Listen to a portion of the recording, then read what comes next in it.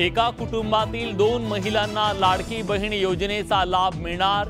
उपमुख्यमंत्री फडणवीस यांची घोषणा। पैसे उकळणाऱ्यांवर कारवाईचा इशारा। लाडकी बहीण योजनेत अडथळा आणणाऱ्यांवर कठोर कारवाई होणार। कुठल्याही परिस्थितीत महिलांची अडवणूक होणार नाही याची काळजी घ्या। मुख्यमंत्र्यांचे सक्त निर्देश। विरोधी पक्षनेते अंबादास दानवेंच्या निलंबनाचा कालावधी कमी होण्याची शक्यता। दानवेंचं सभापतींकडे दिलगिरी पत्र। मुख्यमंत्री एकनाथ शिंदेंच्या उपस्थितीत उद्या बैठक। नवाब मलिकांमुळे महायुतीत पुन्हा पेच। तुम्हाला काही त्रास होतो का? अजित पवारांचा सवाल। तर जी फडणवीसांची भूमिका तीच महायुतीची, सरनाईकांचं विधान। महायुती सरकारकडून 1,08,000 पदांवर भरती सुरू। 70,000हून अधिक नियुक्तीपत्र प्रदान। फडणवीसांची माहिती। अँटी कॉपी कायदा या अधिवेशनात आणणार। फडणवीस यांची विधान परिषदेत घोषणा। आषाढी वारीसाठी पंढरपूरला जाणाऱ्या आणि येणाऱ्या वाहनांना टोल माफी। आजपासून 21 जुलैपर्यंत सवलत लागू।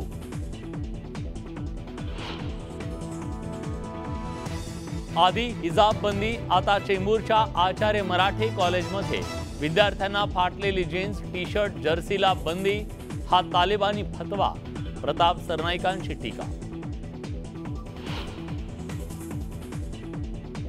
सांगलीच्या पलूसमध्ये माता बालक पोषण आहारात चक्क सापडला। ठेकेदारावर कारवाई। विश्वजित कदमांची मागणी, तर दोषींवर कारवाईचं सरकारचं आश्वासन। पुण्यात 8 तालुक्यातल्या पर्यटन स्थळ, गडकिल्ले, धबधब्यावर जमावबंदी। भुशी डॅम दुर्घटना आणि तामिणी घाटातल्या घटनेनंतर जिल्हाधिकाऱ्यांचे आदेश। कोल्हापुरातील राधानगरीत गुप्तधनासाठी नरबळीचा प्रयत्न।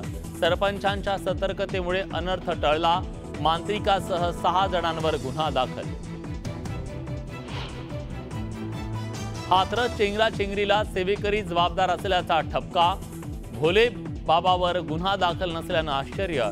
चरणधूळ स्पर्श करण्याच्या पळापळीतून दुर्घटना घडल्याचा संशय।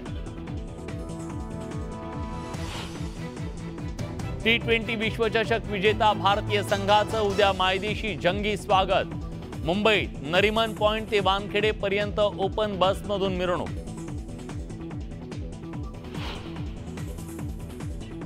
माऊलींच्या पालखीचा सासवडमध्ये, तर तुकोबांच्या पालखीचा यवतमध्ये मुक्काम।